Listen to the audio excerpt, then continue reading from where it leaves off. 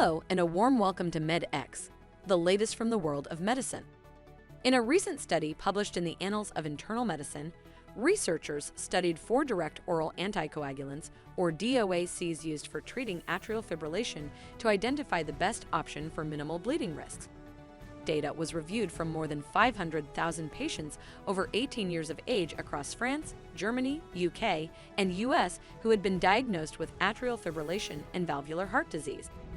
The results indicated that all 4 drugs, namely Apixiban, dabigatran, edoxaban, and rivaroxaban, reduced the risk of ischemic stroke, brain bleeds, and all-cause mortality.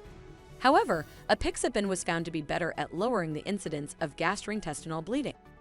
Apixiban was reported to demonstrate a 43% lower risk of a clotting event and a 49% lower risk of gastrointestinal bleeding. This data poses it as a safe therapeutic agent for treating atrial fibrillation and valvular heart disease. The U.S. Food and Drug Administration (FDA) recently approved Tremelimumab in combination with Durvalumab for treating adults with unresectable hepatocellular carcinoma, or HCC. This approval was based on the Himalaya study, an open-label, multicenter study in patients with unresectable HCC who had not received prior systemic treatment for HCC.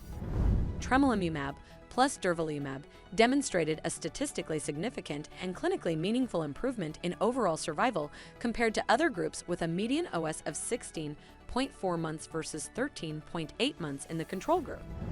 The U.S. FDA recently expanded the indication for tenofovir alafenamide to children aged 12 years and older with chronic hepatitis B virus.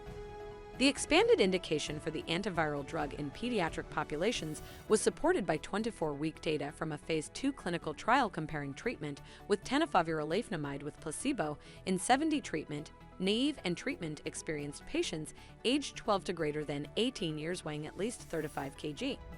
In the trial, 70 treatment-naive patients aged 12 to 18 years were treated with tenofovir alafenamide 25 mg once daily and with a placebo for 24 weeks. Overall, 10 of 47 patients treated with tenofovir alafenamide achieved the primary endpoint of HBV DNA levels less than 20 IU per ml at 24 weeks compared to none in the placebo group. A recent single-center case control study published in Journal of American Medical Association Oncology suggests that women with polycystic ovary syndrome, or PCOS, may be at a higher risk of developing pancreatic cancer. For this study, the team identified patients with pancreatic cancer who also self-reported a diagnosis of PCOS. The investigators compared 446 women with pancreatic adenocarcinoma with a mean age of 63.8 and 209 women who had no history of cancer and 57.7 years of age. A PCOS diagnosis was found to nearly double the risk of developing pancreatic cancer. The team concluded that unknown metabolic derangements in some patients may be underlined in the development of both conditions. These were the latest highlights from around the world of medicine. Tune in for more such fresh updates.